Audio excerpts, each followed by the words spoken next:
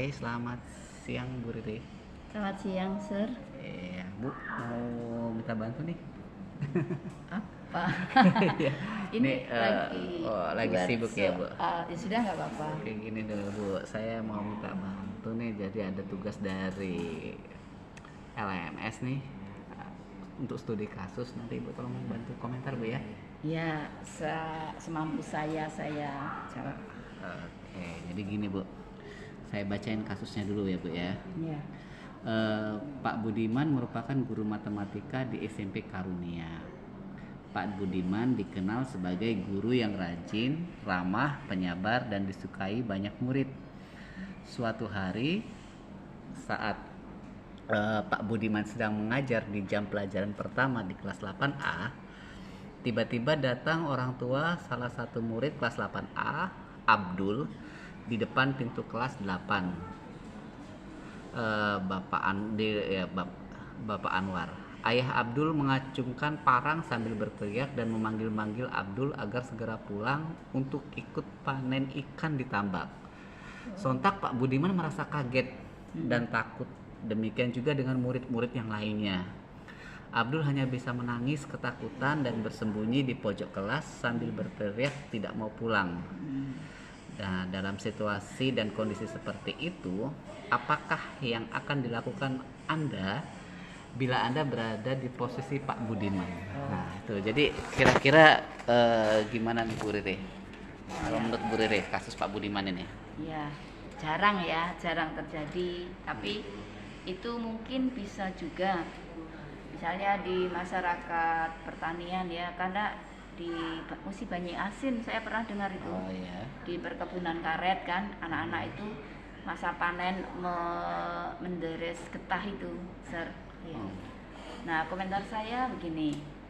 Tentu saja kita dalam posisi ini kan bingung ya. Anak-anak ketakutan, sementara bapaknya bawa parang lagi.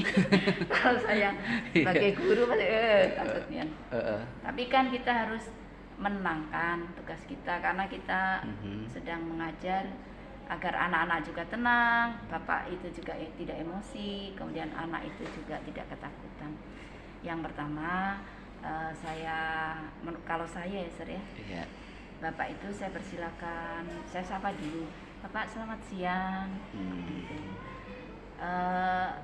Apa yang dapat saya bantu gitu, misalnya perlu anak ya. Nah, anak saya harus pulang gitu. Baiklah Pak, gitu. Saya harus mencoba menenangkan bapak itu. Jangan mengatakan Pak tidak boleh, Kak sedang belajar. Parang loh itu. Iya. Jadi baiklah, boleh Pak, gitu ya. Untuk saat itu saya harus mengikuti kemauan bapak itu.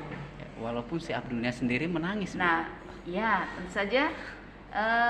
Mungkin bapak itu saya persilakan di ruang BK kalau ada ruang BK atau ruang kepala sekolah, atau kalau tidak mau ya saya persilakan mungkin di teras kelas kan ada.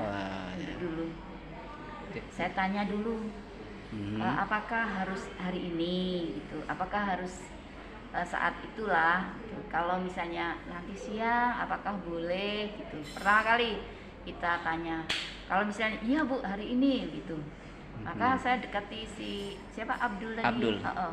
Abdul, jangan takut, ayahmu kan meminta kamu pulang gitu. Jadi saya bujuk dulu anak itu, kalau anak itu mau maka untuk hari itu saya perbolehkan. Tapi kalau anak itu tidak mau, maka saya perlu bantuan dari guru BK pasti. Jadi saya menemui bapak, anak itu dengan guru BK. Anak itu diberi pengertian, bapak juga diberi pengertian. Nah, ada beberapa jawaban pasti. Satu, bapak itu tidak mau dan memaksa anaknya. Ya, tentu saja saya memperbolehkan. Yang kedua, bapak itu mau, bapak itu memaksa, anak itu akhirnya mau, juga saya perbolehkan. Hanya saja untuk hari selanjutnya saya akan mencoba berkunjung ke rumah bapak itu. Iya. untuk menjalin katakanlah silaturahmi. Karena untuk memberikan sebuah nasihat dalam situasi yang seperti itu, saya rasa Sulit. tidak akan, tidak Iya. mau. Ini kan anakku, bapak itu apa hubungannya gitu ya? Oke, berarti melalui tahapan pendekatan terlebih dahulu Iya, ya. Terus tentu untuk kan situasi di kelas itu Bu, anak-anak semua itu panik nih Bu. Iya. Terus gimana Ibu meng-cooling down anak-anaknya yang Oke. ada di kelas Ah. setelah melihat kejadian itu Bu? Kalau anaknya masih di situ ya? Iya. Bukan maksud situasi teman-temannya Abdul tuh.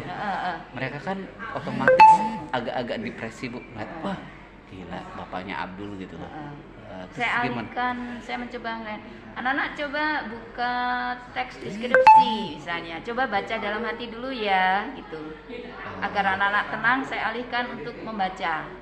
Nah, Oke. setelah Abdul pergi, bapak pergi, kemudian saya akan beri pengertian. Iya. Anak-anak, kita harus tahu kesulitan orang tua. Hanya saja mungkin bapak Abdul itu waktunya tidak pas saat kita belajar gitu. Saya tidak akan menghakimi bapak Abdul seperti ini dan sebagainya, tidak akan Pak. Oke. Masa-masa seperti ini apalagi pandemi ya, kita Iya. ngerti. Begitu. Oke, terima kasih Ibu Rini Iya. atas komentarnya. Iya, Terima seperti kasih itulah. udah bantuin saya nyelesain tugas Bu ya. Iya. Oke, makasih Bu Rini. Iya. Thank you. Atas, Oke.